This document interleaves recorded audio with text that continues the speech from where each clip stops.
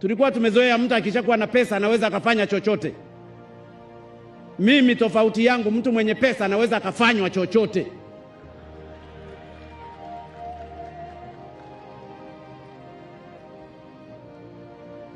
Ni tofauti hiyo. Kwa hiyo tofauti lazima muijue. Zamani mwenye pesa, he can do anything. Anaweza akafanya chochote, anaweza akakutukana, anaweza akakupiga, baadaye ukaenda kufungwa wewe, maskini ambaye huna pesa.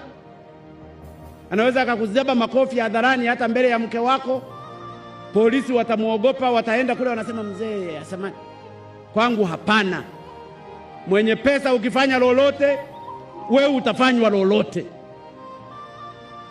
Mwenye cheo, nacho cheo hiki ni dhamana. Huwezi kumuonea maskini kwa sababu ya cheo chako. Hapana. Nataka mwenye cheo amuheshimu ambaye hana cheo, na ambaye hana cheo amuheshimu mwenye cheo. Watu wote tuko sawasawa mbele ya macho ya Mungu. Hiyo ndiyo Tanzania ninayoitaka.